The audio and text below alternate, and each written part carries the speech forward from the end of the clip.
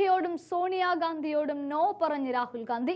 സോണിയാഗാന്ധിയെ ദില്ലിയിലെ പത്ത് ജൻപത് എത്തി മുകേഷ് അംബാനി വിവാഹത്തിന് ക്ഷണിച്ചിരുന്നു.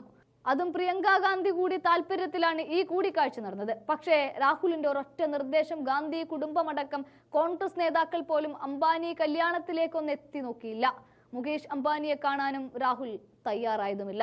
പകരം സോണിയാഗാന്ധി ആശംസകൾ നേർന്ന് അംബാനി കുടുംബത്തിന് കത്തയക്കുകയാണ് ഉണ്ടായത്. എന്നാൽ അതേസമയം രാഹുലിന്റെ നിലപാടിന് വലിയ കയ്യടിയാണ് സമൂഹ മാധ്യമങ്ങളിൽ നിന്ന് കിട്ടുന്നത് എന്നും ശ്രദ്ധേയമായ കാര്യമാണ്. രാഹുലിന്റെ നിലപാടിന് പ്രശാന്ത് ഭൂഷൺ അടക്കമുള്ളവർ പുകഴ്ത്തുകയും ചെയ്തിട്ടുണ്ട്.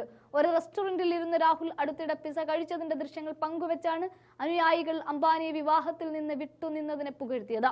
മമതാ ബാനർജി, അഖിലേഷ് യാദവ്, ലാലു പ്രസാദ് യാദവ്, ശരത് പവാർ, ഉദ്ധവ് താക്കറെ തുടങ്ങി ഇന്ത്യ സഖ്യത്തിലെ പല നേതാക്കളും വിവാഹത്തിൽ പങ്കെടുത്തപ്പോഴാണ് മുതിർന്ന കോൺഗ്രസ് നേതാക്കൾ അംബാനിയുടെ ക്ഷണമുണ്ടായിട്ടും തീർത്തും വിട്ടുനിന്നത്. അംബാനിയും അദാനിയും ഉൾപ്പെടെയുള്ള ചില വ്യവസായികൾക്ക് വേണ്ടിയാണ് മോദി സർക്കാർ പ്രവർത്തിക്കുന്നത് എന്ന് നിരന്തരം വാദിക്കുന്ന നേതാവ് കൂടിയാണ് ഇതേ Rahul Gandhi.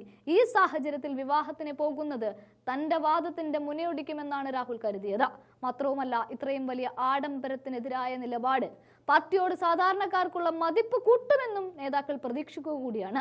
ICC general secretary KC വേണുഗോപാലിനെ ഫോണിലൂടെ ക്ഷണിച്ച ശേഷം അംബാനിയുടെ പ്രതിനിധികൾ എത്തി കത്ത് കൈമാറുകയും ചെയ്തിരുന്നു. എങ്കിലും കോൺഗ്രസിലെ ദേശീയ നേതാക്കൾ ആരും വിവാഹത്തിൽ പങ്കെടുത്തില്ല. ഒരൊറ്റ നിർദ്ദേശം, രാഹുലിന്റെ നോ. അതാണ് കാരണം.